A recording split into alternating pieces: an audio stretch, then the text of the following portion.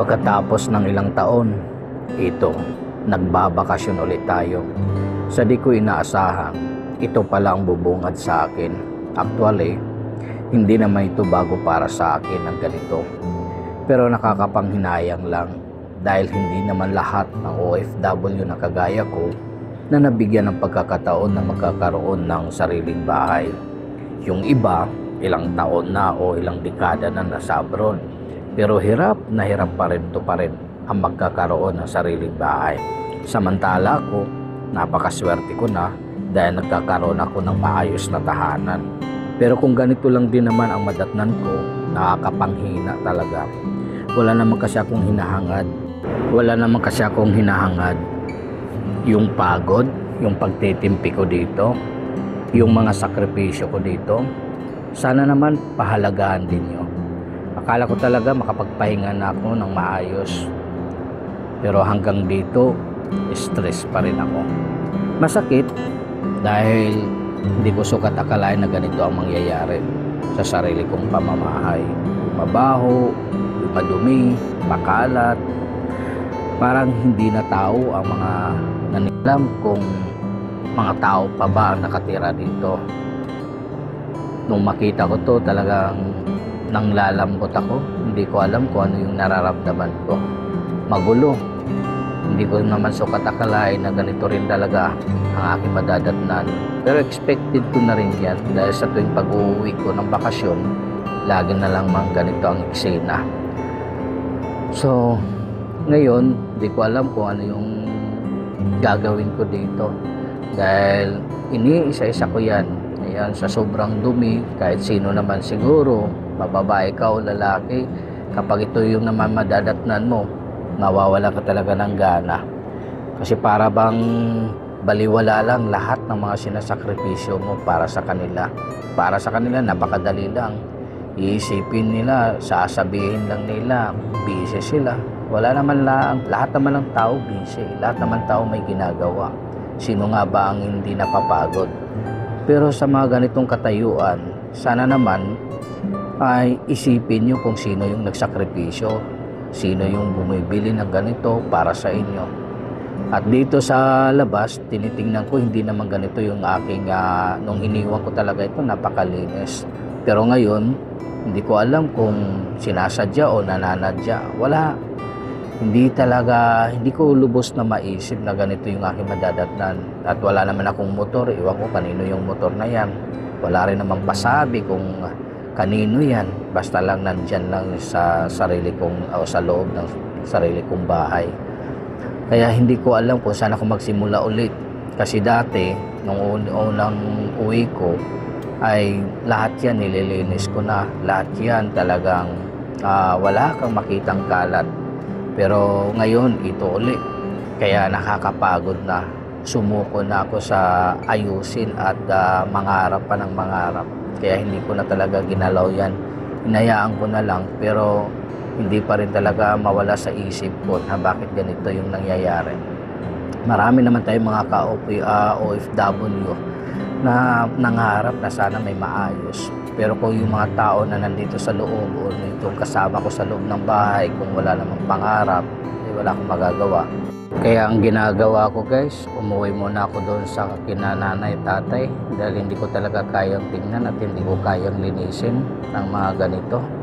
Nawala na rin ako ng gana na mag-isip. Ayun guys, sa papuntang Surigao, ito yung port. Nandito yung yung barko na sasakyan natin. So dala ko yung sasakyan ko. Yan. Dinala ko yung sasakyan. Para kahit pa paano may tawid natin guys. May tawid natin sa papuntang Surigao. So sana nga guys ay kahit pa paano masiyahan tayo, no? Natin bakasyon kahit ang marami tayong mga nadaanan sa buhay. Tayo tayo bumitaw sa mga pangarap natin sa buhay. Malaban tayo kahit kung isa, magawa tayo parang isa. Kung hindi tayo naintindihan, okay lang yun. Ang importante naman ay ginagawa natin yung ating gusto, yung ating kagustuhan, yung ating nasa isip natin kung ano pa yung makapagpasaya sa atin, diba? Huwag na natin ipilit, huwag na natin kontrahin pa kung ano yung ayaw nila. Huwag na natin awayin pa o ano.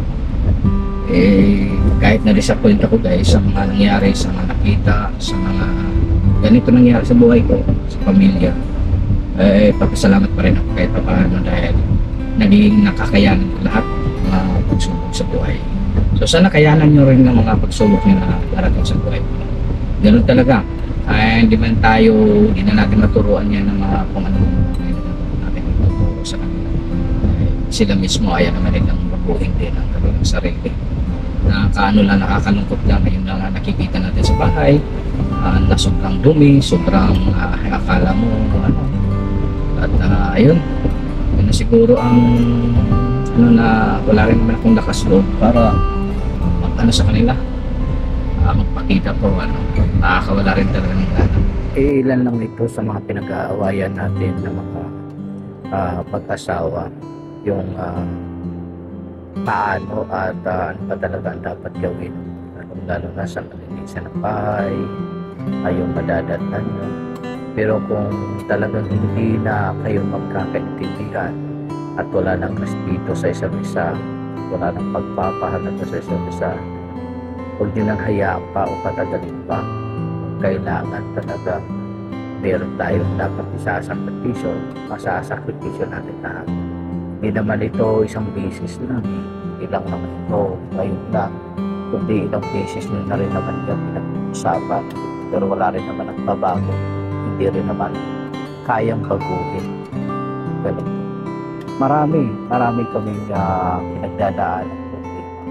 Yun nga lang ay nauulit sa wala ng respeto, wala ng pagmamahal, at higit sa lahat ay ganito paulit-ulit, napapago din ng tao.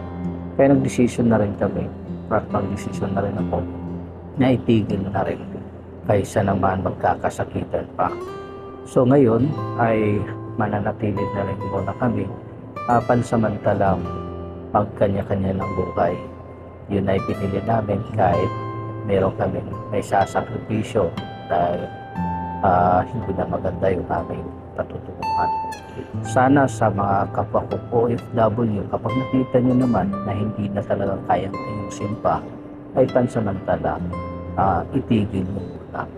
Huwag nyo nang hayaan pang magkakasakitan pa kayo.